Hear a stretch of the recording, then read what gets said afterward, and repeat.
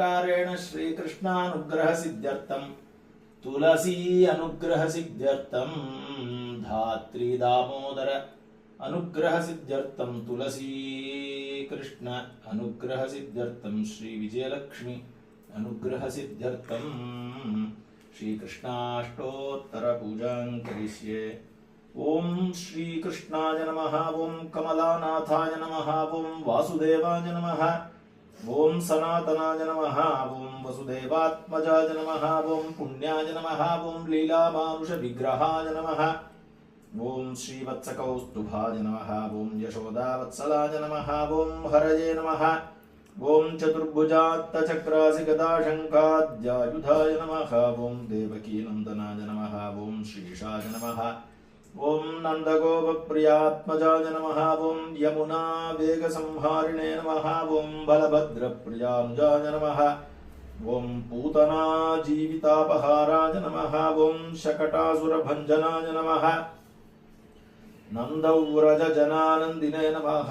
ओम सच्चिदानंद विग्रहाय नमः। ओम नवनीत विलिप्तांगाय नमः। ओम नवनीत वराहाय नमः। ओम मनघाय नमः। ओम नवनीत नवाहाराय नमः।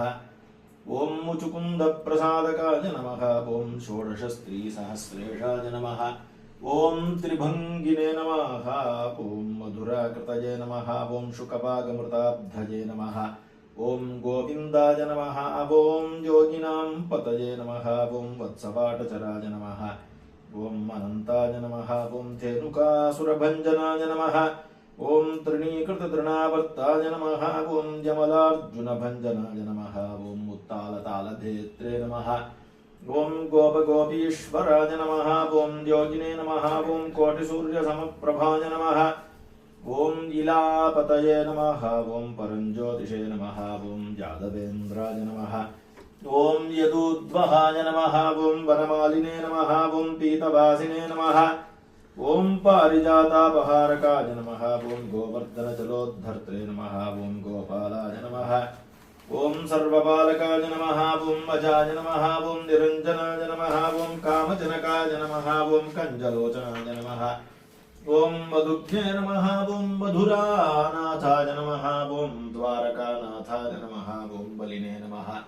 ओम वृंदावनान्तसञ्चारिणे नमः। ओम तुलसीधामभूषणाय नमः। ओम स्यमन्तकमणिहर्त्रे नमः। ओम नरनारायणात्मकाय नमः। ओम कुब्जाकृष्टाम्बरधराय नमः। ओम मागिने नमः। ओम परमपुरुषाय नमः। ओम मुष्टिकासुरचाणूरमल्लयुद्धविशारदाय नमः।